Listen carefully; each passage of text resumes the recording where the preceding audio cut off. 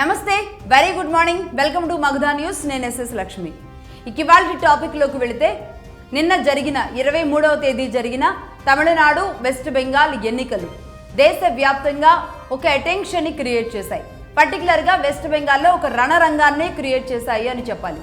ఈ నేపథ్యంలో మనం ఆ మధ్య ఎర్ర జర్నలిజంలో వెస్ట్ బెంగాల్ ఎలాంటి క్రియాశీలక పాత్ర పోషించింది, స్వాతంత్రోద్యమంలో ఎలా నిలబడింది, ఒక హిందుత్వ ఎజెండాని తీసుకువెళ్ళడానికి వెస్ట్ బెంగాల్ ఎలా ఉంది, ఎలాంటి స్వాతంత్ర సమర యోధులను ఇచ్చింది, ఈరోజు జనగణమన వందే మాతరం లాంటివి మనం ఈరోజు గుండెలు నిండా ఈ దేశ గేయాలను పాడుతున్నాము అంటే ఆ రచయితలు ఇదే బెంగాల్ నేల మీద నుంచి ఉద్భవించిన వాళ్ళు, పుట్టిన వాళ్ళు అని ఎంత సగర్వంగా చెప్పుకున్నాం. అదే బెంగాల్ నేల నిన్న జరిగిన పరిస్థితులు చూస్తే కనుక నిజంగా ముక్కున వేలేసుకోవాల్సిందే. ఒక ఎన్నిక జరగాలి అంటే ఒక రాష్ట్రంలో ఇంత ఘోరమైన పరిస్థితులు ఉండాలా? ఒక ఎన్నిక ఈ యొక్క రణరంగాన్ని, ఒక రక్తపాతాన్ని క్రియేట్ చేస్తుందా?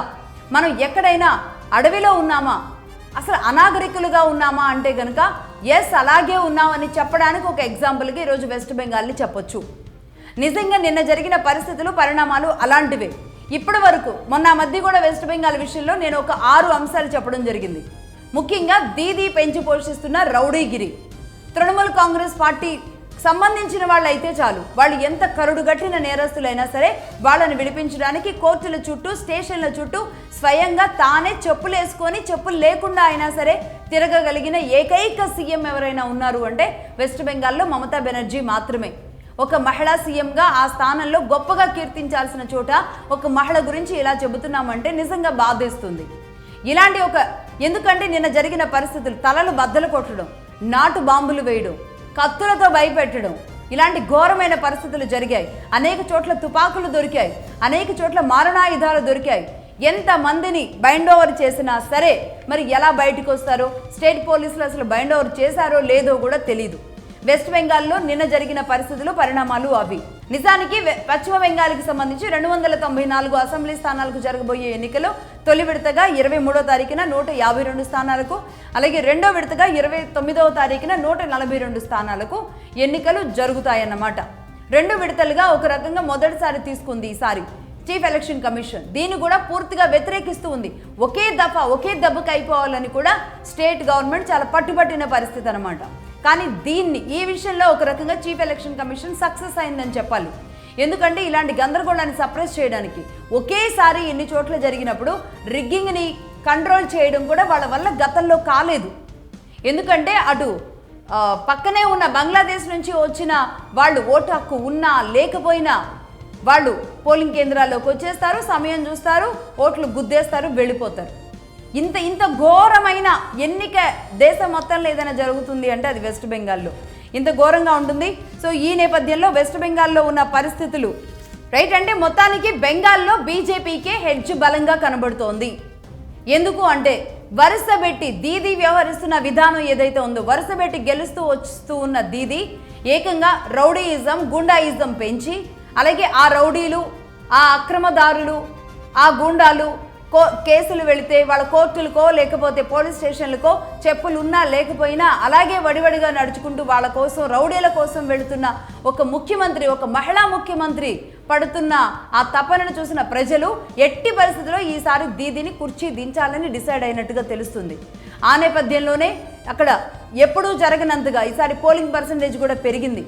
నిజానికి ఒకవైపు బాంబుల దాడులు, నాటు బాంబులతో దాడి చేస్తూ ఉన్న పరిస్థితి, తుపాకులు దొరికాయి, మారణాయుధాలు దొరికాయి, అలాగే రౌడీయిజం చేయడానికి రౌడీలందరూ ఎంతమందిని బైండ్ ఓవర్ చేసినా మరి ఎవరెవరు ఎక్కడెక్కడ మళ్ళీ బయటకు వచ్చారో, స్టేట్ పోలీసులు మరి ఎందుకు అంత అలసత్వం వహించారో తెలీదు. నిజానికి ఇక్కడ ర్యాపిడ్ యాక్షన్ ఫోర్సులు, సెంట్రల్ నుంచి వచ్చే ర్యాపిడ్ యాక్షన్ ఫోర్సెస్ కానీ సిఆర్పిఎఫ్ దళాలు ఎవరైతే ఉంటారో, సిఆర్పిఎఫ్ ఫోర్స్ పోలీసులు వచ్చిన కేంద్రం నుంచి వచ్చిన ఇలాంటి బలగాలను కూడా కనీసం వాళ్ళకి సపోర్ట్ ఇస్తున్న పరిస్థితి లేదు స్టేట్ పోలీస్. అత్యంత దారుణంగా వ్యవహరిస్తున్న తీరు అనమాట. ఆఖరికి చూసాం నిన్న పరిస్థితుల్లో టీఎంసీ బీజేపీ ఎమ్మెల్యే క్యాండిడేట్ ఎవరైతే ఉంటారో ఆయన అసన్సోల్ అనే ప్రాంతానికి ఎమ్మెల్యే అభ్యర్థిగా ఉన్న అగ్నిమిత్ర పాల్ని వెంటాడి కొడుతున్నారు. పోలీసు అడ్డుకునే ప్రయత్నం చేస్తున్నా సరే పిడిగుద్దులు గుద్దుతున్నారు. అసలు ఆ మనిషిని చంపడానికి కూడా రెడీ అయిపోయారు. ఆయన పరుగులు పెడుతూ ఆ పోలింగ్ కేంద్రం దగ్గర నుంచి వెళుతున్న పరిస్థితి. వాళ్ళని పట్టుకోవడానికి ఒక్క పోలీస్ అనమాట, ఒక ఎమ్మెల్యే అభ్యర్థి పక్కన ఆయన్ని కాపాడడానికి కేవలం ఒక్క పోలీసే ఉన్నారు. అసలు అక్కడ కనీసం ఓ 10 మంది పోలీసులు వచ్చి ఒకవేళ నిజంగా జరగరాంది ఆ ఎమ్మెల్యే అభ్యర్థికి ఏమైనా జరిగితే ఎవరు దిక్కు? సినిమా చూసినట్టే ఉంది నిన్న పరిస్థితి, సినిమా చూస్తున్నట్టే. వెస్ట్ బెంగాల్లో జరుగుతున్న ఈ మారణ హోమం అనాలా, ఇదేంటి అసలు ఎన్నికల రోజు ఎక్కడున్నాం? ఒక అనాగరిక సంస్కృతి అన్నమాట. ఎన్నికలు ప్రవేశపెట్టే సమయంలో భారతదేశంలోనూ మిగతా ప్రాంతాల్లోనూ ఎలాంటి పరిస్థితులు ఉండేవో, ఓ ఫ్యాక్షనిజం ఇలాంటివి ఎలా ఉండేవో అలాంటి పరిస్థితి అన్నమాట ఈరోజు వెస్ట్ బెంగాల్లో కళ్ళారా కనులారా దేశమంతా చూసిన పరిస్థితి. నిజానికి వెస్ట్ బెంగాల్లో ప్రతి ఎన్నిక కూడా ఇంతే. అందుకే రిటర్నింగ్ అధికారులు కూడా ఎన్నికలకు సంబంధించి ఇటు సిఆర్పిఎఫ్ సెంట్రల్ ఫోర్స్ వస్తేనే వాళ్లే నిలబడలేకపోతున్నారంటే ఇక అక్కడే పనిచేస్తే అక్కడే ఉండే రిటర్నింగ్ అధికారుల పరిస్థితి ఎలా ఉంటుంది? వాళ్ళు అసలు పోలింగ్ బూతుల్లోకి వెళ్ళి వాళ్ళు పని చేయగలరా? రిటర్నింగ్ అధికారులు, అసిస్టెంట్ రిటర్నింగ్ అధికారులు వీళ్ళందరూ గుండెల్లో అంటే ఇలా పట్టుకొని గజగజలాడుతూ వెళ్ళి ఈరోజు కూర్చున్నారు అని తెలుస్తోంది. ఇదే వెస్ట్ బెంగాల్ నుంచి మీడియా అందిస్తున్న కథనాలు ఇవి. కొంతమంది రిటర్నింగ్ అధికారులు ఈ విషయాన్ని భయంగా, కొంచెం భయం ఉంది అని చెప్పడానికి కూడా భయపడుతున్నారు. ఎందుకంటే ఒకవేళ ఈ ఎన్నికల్లో దీది మళ్ళీ వస్తే గనక తమను బతకనిస్తుందా అనే భయంతో రిటర్నింగ్ అధికారులు కూడా పనిచేస్తున్నారు అంటే అర్థం చేసుకోవచ్చు. అలాగే పోలింగ్ కేంద్రాల దగ్గర బూత్ క్యాప్చరింగ్, రిగ్గింగ్ ఇష్టం వచ్చినట్టుగా జరిగింది. దాన్ని అడ్డుకోవడానికి వెళ్ళిన ఏ ఒక్కళ్ళని కూడా అక్కడ నిలబడనివ్వలేదు. వాళ్ళని అడ్డొచ్చి కొట్టేసేలాంటి పరిస్థితులు. బూత్ క్యాప్చర్ చేసేస్తున్నారు. బూతుల్లో అక్కడ ఎలా ఉన్నారు వాళ్ళు కొట్టే వాళ్ళని చూసారా? అసలు వాళ్ళ హైటు, వాళ్ళ పర్సనాలిటీలు ఎలా ఉన్నాయో. వాళ్ళంతా ఎవరో తెలుసా? వాళ్ళంతా ఎవరు అంటే మొన్న మధ్య పెహల్గామ్లో దాడి జరిగింది కదా, ఆ తర్వాత ఆపరేషన్ సింధూర్ లాంటివి తీసుకోవడం జరిగింది. ఈ పెహల్గామ్ దాడి చేసిన వాళ్ళు ఎవరైతే ఉన్నారో వాళ్ళకి షెల్టర్ ఇచ్చిన వాళ్ళే వీళ్ళందరూ అనేది ఇవాళ సాయంత్రానికి ఎన్నికలు అయిన తర్వాత ఐడెంటిఫై చేయడం జరిగింది. ఎంత దుర్మార్గం చెప్పండి! భారతదేశం మీదకి భారతీయుల్ని చంపడానికి వచ్చిన వాళ్ళకి షెల్టర్ ఇచ్చిన దుర్మార్గులు, దుష్టులు, రౌడీలు వెస్ట్ బెంగాల్లో ఉండి దీదీ సర్కార్కి, తృణమూల్ కాంగ్రెస్ పార్టీకి సపోర్ట్ చేస్తూ సహాయం చేస్తూ ఎన్నికలు నడిపిస్తున్నారు అంటే ఎక్కడుంది వెస్ట్ బెంగాల్? వెస్ట్ బెంగాల్ స్థానం ఏంటి అసలు ఈరోజు భారతదేశంలో? అందుకే ఆ మధ్య నేను అంత బలంగా చెప్పడం జరిగింది ఈరోజు భారతదేశానికి వెస్ట్ బెంగాల్కి మధ్య జరుగుతున్న యుద్ధం అని. ఎందుకంటే ఇది దేశ భద్రతకి సంబంధించింది వెస్ట్ బెంగాల్ అంశం అనేది. మరి దీనిని ప్రజలు కూడా చాలా సీరియస్గానే తీసుకున్నట్టు కనబడుతోంది. ప్రజలు ఈ రౌడీయిజాన్ని ఇంకా ఉపేక్షించేలాంటి పరిస్థితుల్లో లేరు. కాబట్టే వెస్ట్ బెంగాల్లో గతం కంటే కూడా పోలింగ్ పర్సంటేజ్ పెరిగింది అని తెలుస్తోంది. ఇదే గనక నెక్స్ట్ కూడా రెండో విడతలో కూడా కొనసాగింది అంటే గనక ఖచ్చితంగా మొత్తం ప్రభుత్వ వ్యతిరేకత ఏదైతే ఉందో అందరూ కలిసి ఈరోజు బీజేపీని ఎన్నుకునే అవకాశాలు కనబడుతున్నాయి. నిజానికి అక్కడ కాంగ్రెస్ కూడా చేతులెత్తేసింది. గతంలో కలకత్తాలో రాజ్యమేలిన లెఫ్ట్ పార్టీలో ఉనికే లేకుండా పోయింది. అలాంటప్పుడు ఇప్పుడు లెఫ్ట్ పార్టీలు అండ్ కాంగ్రెస్ కూడా కలిసి ఈరోజు బీజేపీకి మద్దతు ఇచ్చి బీజేపీని కాస్త ఊపిరినిచ్చి సపోర్ట్ ఇచ్చి ముందుకు తీసుకువెళ్ళడానికి అన్ని పార్టీలు డైరెక్ట్ అండ్ ఇండైరెక్ట్గా ఏకమై పనిచేస్తున్నాయి. కనీసం రాష్ట్రాన్ని అన్నా కాపాడుకుందాం, పార్టీలు పక్కన పెడదాం, ఈ గొడవలు పక్కన పెడదామని బీజేపీ కోసం పనిచేస్తున్న పరిస్థితి వెస్ట్ బెంగాల్లో చాలా స్పష్టంగా కనబడుతుందన్నమాట. అసలు ఏ ప్రాంతాల్లో ఏ స్థాయిలో గొడవలు జరిగాయి అంటే డార్జిలింగ్, మాల్దా, నార్త్ 24th పరగణాస్, జల్పాయ్గురి ఇలాంటి ప్రాంతాల్లో చాలా భయంకరమైన దాడులు జరిగాయి. ముర్షిదాబాద్, నౌదా ఈ ప్రాంతాల్లో నాటు బాంబులు వేసుకున్నారు. అనేక మందికి గాయాలు, కొంతమందికి తలలు పగిలినాయి అని చెబుతున్నారు. ఇదెక్కడి దుర్మార్గమైన చర్యో మరి ఇది ఎలాంటి చర్యో తెలియడం లేదు. కానీ మొత్తానికి జరుగుతున్న పరిస్థితులు ఇవి. ముర్షిదాబాద్, సౌదా ఇలాంటి ప్రాంతాల్లో కూడా ఘోరమైన పరిస్థితులు జరిగాయి అనేది తెలుస్తోంది. మొత్తంగా వెస్ట్ బెంగాల్ విషయంలో మాత్రం 29వ తారీఖు సాయంత్రం వరకు దేశం మొత్తం ఎదురు చూస్తుంది అని చెప్పాలి. ఎగ్జిట్ పోల్స్ ఏం చెప్పబోతున్నాయి అనేది 29 ఒక రకంగా సెమీఫైనల్గా, ఆ తర్వాత మే 4 అనేది ఫైనల్గా అయితే వెస్ట్ బెంగాల్ మీద ఈ 4 ప్రాంతాల ఎన్నికలు ఒకెత్తు అయితే, ఈ 4 రాష్ట్రాల ఎన్నికలు అండ్ యూటీ ఇది ఒకెత్తు అయితే, మొత్తం ఈ 4 రాష్ట్రాల అన్నిటిలో కూడా ఈరోజు వెస్ట్ బెంగాల్ మీద మాత్రమే దేశం మొత్తం కాన్సన్ట్రేట్ చేసి చూస్తోంది. దేశాన్ని రక్షించుకోవాలంటే ఈరోజు వెస్ట్ బెంగాల్ని రక్షించుకోవాలి. వెస్ట్ బెంగాల్ రక్షించుకోవాలంటే కేంద్రంలో అధికారంలో ఉన్న పార్టీ మాత్రమే వెస్ట్ బెంగాల్లో ఉంటేనే నడుస్తుంది. కేంద్రం కంట్రోల్లోకి ఆ రాష్ట్రం రావాలి. అది కేంద్రంలో ఏ పార్టీ ఉన్నప్పటికీ కూడా, నేను పదే పదే అదే చెబుతున్నాను, ఒక పార్టీ అని కాదు, కేంద్రంలో ఏ పార్టీ అధికారంలో ఉంటే వెస్ట్ బెంగాల్లో ఆ పార్టీ అధికారంలో ఉండగలిగింది అంటే గనక వెస్ట్ బెంగాల్ని కాపాడుకోగలిగేవాళ్ళు. కాంగ్రెస్ ఉన్నప్పుడు కాంగ్రెస్ను వాడుకొని, లెఫ్ట్లతో కలిసి లెఫ్ట్లను వాడుకొని, మొత్తం తన రాజ్యంగానే మలుచుకొని దాదాపుగా 3 విడతలుగా ముఖ్యమంత్రిగా తానే రాజ్యమేలుతూ మరి దీది 4వసారి తను పరీక్షించుకుంటోంది తన అదృష్టాన్ని. మరి ఏమవుతుందో ఏం జరుగుతుందో, ఈ రౌడీయిజాన్ని తాను ఎంకరేజ్ చేయొచ్చు కానీ ప్రజలు మాత్రం ఎంకరేజ్ చేయరు. ప్రాంతాలు ఏదైనా సరే తమ సేఫ్టీ అండ్ సెక్యూరిటీ అనేది ఏ ప్రాంతమైనా ఫస్ట్ ప్రయారిటీ అంటే ఏంటంటే ప్రాణరక్షణ. రక్షణ లేని చోట ఎంత డబ్బున్నా ఎంత ఏం జరిగినా అదంతా వృధా, ఆ తర్వాతే ఏదైనా. కాబట్టి అక్కడి వెస్ట్ బెంగాల్ ప్రజల్లో రక్షణ విషయంలో ఒక ఆలోచన వచ్చింది. సేఫ్టీ కోసం ఆలోచిస్తున్నారు. తమ భవిష్యత్ తరాలు ఇలాగే ఉంటే ఎలా అని ఆలోచిస్తున్నట్టుగా అయితే చాలా స్పష్టంగా తెలుస్తోంది. ఇది వెస్ట్ బెంగాల్ పరిస్థితి. రైట్, ఇదిలా ఉంటే ఒకసారి తమిళనాడు పరిస్థితి చూద్దాం. ప్రీపోల్లో దాదాపుగా లోక్ పోల్ కానీ, రిపబ్లిక్ టీవీ కానీ, జేవీసీ సర్వే కానీ, పోల్ ట్రాకర్ కానీ, వీళ్ళందరూ దాదాపుగా ఈ 4 సర్వేల్లో 3 సర్వేలు డిఎంకే వైపే ఎడ్జ్ చూపిస్తున్నాయి. ఏఐడిఎంకే వైపు కేవలం జేవీసీ పోల్ సర్వే ఒక్కటి మాత్రమే ఎడ్జ్ చూపిస్తున్న పరిస్థితి. నిజానికి ఏఐడిఎంకే ఎలక్షనీర్ కూడా అంత సీరియస్గా చేయలేదు. డిఎంకే అధికారంలో ఉండడం, అది కూడా బలంగా స్టాలిన్ కుమారుడిగా డిప్యూటీ సీఎంగా ఉదయనిధి స్టాలిన్ ఉండడంతో ఈ ఎన్నిక చాలా రసవత్తరంగానే సాగింది. డిఎంకే ఈసారి చాలా స్ట్రాంగ్గానే గ్రౌండ్లో పనిచేసుకుంది, డబ్బును కూడా అలాగే కుమ్మరించింది. బట్ వీళ్ళ మీద వచ్చిన అపవాదులు, ఆరోపణలు మనం గతంలో కూడా మాట్లాడుకున్నాం.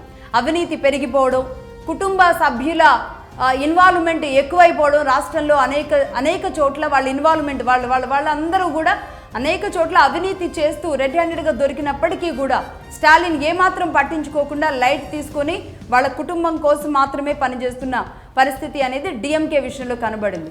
కానీ ఇక్కడ డిఎంకే ఎలా ముందుకు వెళుతుందా, ఇదే స్థాయిలో వెళుతుందా, తన గ్రాఫ్ తగ్గించుకుంటుందా అనేది అయితే చూడాలి. నిజానికి డిఎంకే 2వసారి విక్టరీ కొట్టి స్టాలిన్ ఆధ్వర్యంలో వెళ్ళగలగడం అనేది జరగలేదు. కాబట్టి ఈసారి ఒక రికార్డు క్రియేట్ చేయడానికి బలంగా డిఎంకే పనిచేస్తుంది. సర్వేలు కూడా అదే విధంగా డిఎంకేకే ఎడ్జ్ చూపెడుతూ సాగుతున్న పరిస్థితి ఉంది. కానీ ఇక్కడ జరిగిన పరిస్థితులు, పరిణామాలతో విజయ్ గెలుస్తాడా లేదా, విజయ్కి ఒక 10 నుంచి 20 సీట్లు వస్తాయి అని కొన్ని సర్వేలు చెబుతున్న అంచనాలు ఏవైతే ఉన్నాయో అన్ని సీట్లు వస్తాయా రావా, ఇదంతా పక్కన పెడితే విజయ్ మాత్రం ఒక కీ రోల్ పోషించబోతున్నాడు. తాను అయితే కింగ్, లేకపోతే కింగ్ మేకర్ ఖచ్చితంగా. అంటే నిజానికి ఇది రివర్స్ ఉంటుందేమో అని చెప్పాలి. నిజానికి తాను కింగ్ మేకర్, లేదంటే కింగ్ కూడా అయ్యే అవకాశాలు విజయ్కి చాలా స్పష్టంగా కనబడుతున్నాయి. నిజానికి విజయ్ విషయంలో 35 నుంచి 40 స్థానాలు విజయ్కి వచ్చే అవకాశాలు ఉన్నాయి అని తెలుస్తోంది. ఎందుకంటే దాదాపుగా 80% తమిళులు ఓటు హక్కు వినియోగించుకున్నారు. 80% పోలింగ్ శాతం నమోదైంది తమిళనాడులో. గతంలో లేనట్టుగా ఇంత మండు టెండల్లో ఎలా ఉంటుంది, అసలు ఎండ మండిపోతుంది. తమిళనాడులో ఇంకా ఎక్కువగా ఉంటుంది. అలాంటి చోట ఇంత ఎండాకాలంలో కూడా ఏ మాత్రం కూడా తగ్గకుండా ఓటరు ఈరోజు ఓటు హక్కు వినియోగించుకున్నారు. అది కూడా 80% ఓటర్లు వినియోగించుకున్నారు అంటేనే అర్థమవుతుంది ప్రభుత్వ వ్యతిరేకత ఓటన్నా అయి ఉండాలి. ప్రభుత్వ అనుకూలత ఓటు అనేది పెద్దగా పర్సంటేజ్ పెరగడాన్ని అంచనా వేయలేం. ప్రభుత్వ వ్యతిరేకత ఉన్నప్పుడే ఓటు పర్సంటేజ్ అనేది భారీగా పెరుగుతూ ఉంటుంది.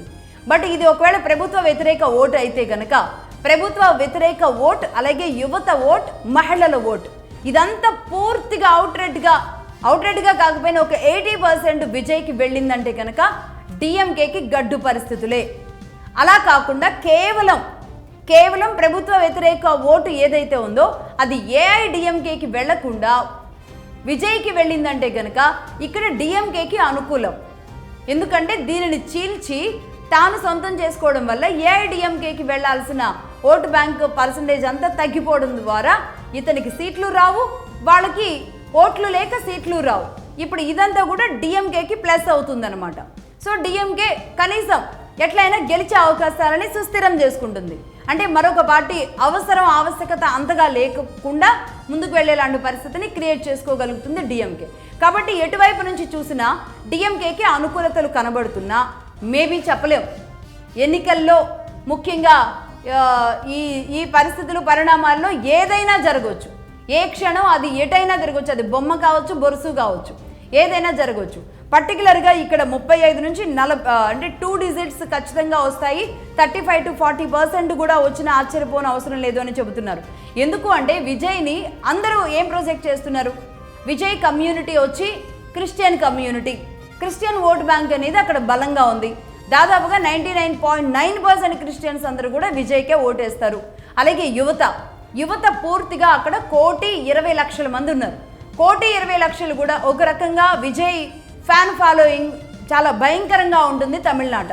కాబట్టి వాళ్ళందరూ అటువైపు వెళ్ళే అవకాశాలు ఉన్నాయి. అలాగే తాను ఉమెన్ ఓరియంటెడ్ మూవీస్ కానీ మహిళా ఓటు బ్యాంకు కానీ విజయ్కి వచ్చే అవకాశాలు ఉంటాయి.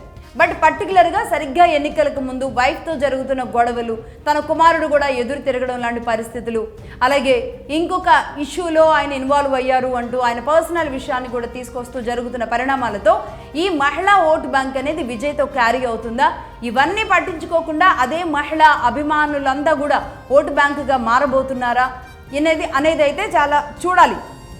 ఇది పూర్తి స్థాయిలో ఈ 3 కోణాల నుంచి విజయ్ వైపు జరిగింది అంటే గనక, విజయ్ వైపు వచ్చింది అంటే గనక ఖచ్చితంగా ఇక్కడ విజయ్ కింగ్ మేకర్ అవడం ఖాయం. సో టార్గెట్లో భాగంగా ప్రతి నియోజకవర్గంలో ఈ 234 నియోజకవర్గాలు ఏవైతే ఉన్నాయో ప్రతి నియోజకవర్గంలో 2 నుంచి 10,000 ఓట్లను ఖచ్చితంగా విజయ్ చీలుస్తాడు అని చెబుతున్నారు. కేవలం చీల్చడానికి మాత్రమే పరిమితం కాకుండా అవి తనను గెలిపించే విధంగా ముందుకు వెళ్లేలాంటి పరిస్థితి వస్తే అయితే అటు ఏఐడిఎంకేవి కొన్ని, డిఎంకేవి కొన్ని కనుక చీల్చుకుంటే తాను గెలిచే అవకాశాలు ముమ్మరంగా ఉంటాయి. నేను చెప్పినట్లుగా 35 to 40 టచ్ అయినా ఆశ్చర్యపోని అవసరం లేదు అనుకోవచ్చు. నిజానికి ప్రీ పోల్ సర్వేలు కానీ ఇప్పటి వరకు చెబుతున్న వాళ్ళ అంచనాల ప్రకారం తాను ఈజీగా ఒక 5 నుంచి 20 స్థానాల వరకు, 5 నుంచి 10, 15 కావచ్చు, ఇంకా మ్యాక్సిమం 20 అంటున్నారు. కానీ మిరాకిల్ జరిగితే 35 నుంచి 40 స్థానాలు కూడా అతడు గెలుచుకునే అవకాశాలు స్పష్టంగా ఉన్నాయి. డబుల్ డిజిట్ అయితే ఖచ్చితంగా విజయ్కి వస్తుంది అంటున్నారు. అంటే అది 11 స్థానాలు కావచ్చు, 40 స్థానాలు అయినా కావచ్చు. రైట్, ఇదిలా ఉంటే 18 నుంచి 40 ఏళ్ల మధ్య వయసు ఉన్న యువకులందరూ కూడా ఈరోజు తన వైపు ఉన్నారు అంటే విజయ్కి ఖచ్చితంగా గెలుపు అవకాశాలే చాలా మెండుగా కనిపిస్తున్న పరిస్థితి ఉంది. దాంతోపాటు సీమన్ 6.5% ఓట్లతో నాన్ తమిళ్ కచ్చి అని మనం గతంలో కూడా చెప్పుకోవడం జరిగింది. అతను ఎన్నికల్లో గ్రౌండ్లో దిగినా, ప్రచారం చేసినా చేయకపోయినా దాదాపుగా ఒక 5 నుంచి 6.5% ఓట్లు అనేవి అతడికి ఖచ్చితంగా పడుతూ ఉంటాయి. బట్ కాబట్టి ఇతడి ఓట్లు కూడా ఈసారి విజయ్కి వెళితే ఇక్కడ నాన్ తమిళ్ కచ్చి డౌన్ అయిపోతే కనుక విజయ్కి ఈ ఓటు బ్యాంక్ అంతా వెళ్ళింది అంటే కనుక అంటే ఇంత వ్యతిరేకత ఉందన్నమాట.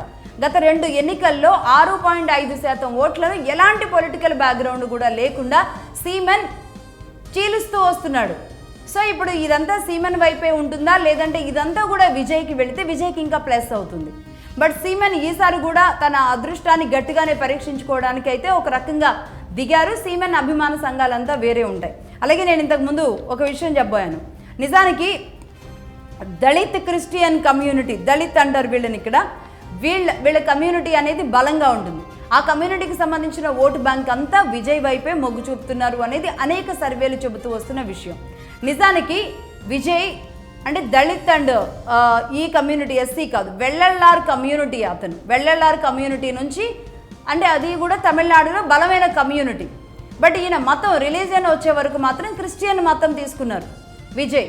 కాబట్టి అంటే ఎప్పటి నుంచో, మేబీ ఫాదర్స్ నుంచి అనుకుంటా, అలా క్రిస్టియన్ మతంలో ఉండడం వల్ల ఆయనకి ఇటు క్రిస్టియన్ ఓటు బ్యాంక్ కానీ, వెల్లళ్ళార్ ఓటు బ్యాంకు కానీ, యువత ఓటు బ్యాంకు కానీ, మహిళల ఓటు బ్యాంకు కానీ, అలాగే ప్రభుత్వ వ్యతిరేక ఓటు బ్యాంకు కానీ దాదాపుగా ఒక 6 అస్త్రాలు బలంగా విజయ్ వైపు చూపెడుతున్నాయి. కాబట్టి నిజానికి మిరాకిల్ జరిగితే గనక అటు డిఎంకే ఓట్లు చీలి ఏఐడిఎంకే కూడా తన స్థానాన్ని సుస్థిరం చేసుకోగలిగితే ఇప్పుడు మధ్యలో ఉన్న విజయ్ కింగ్ మేకర్ అవుతాడు తమిళ రాజకీయాల్లో.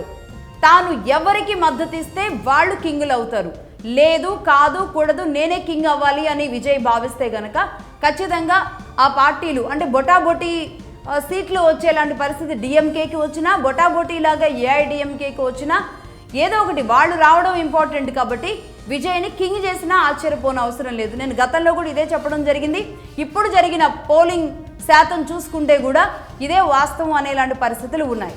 అలా కాకుండా తమిళ ప్రజలు మరి సినిమా జీవితాలకు లేదంటే సినిమా పరిస్థితులకి గతంలో లాగా, ఎందుకంటే శశికళ లాంటి ఇష్యూ జరిగిన తరువాత, శశికళ కాదు జయలలిత ఇష్యూ తరువాత శశికళ వ్యవహరించిన తీరుతో ఒకవేళ ప్రజలు మళ్ళీ మాకు అలాంటి జయలలిత లాంటి సినీ పరిశ్రమల నుంచి వ్యక్తులు రావాలి, ఎంజీఆర్ లాంటి వ్యక్తులు మా తమిళ నేల మీద ఉండాలి, ఎందుకంటే సినీ అభిమానులు చాలా ఎక్కువగా ఉంటారు, సినీ పరిశ్రమ నుంచి కూడా ఓటు బ్యాంక్ అనేది చాలా ఎక్కువగా ఉంటుంది.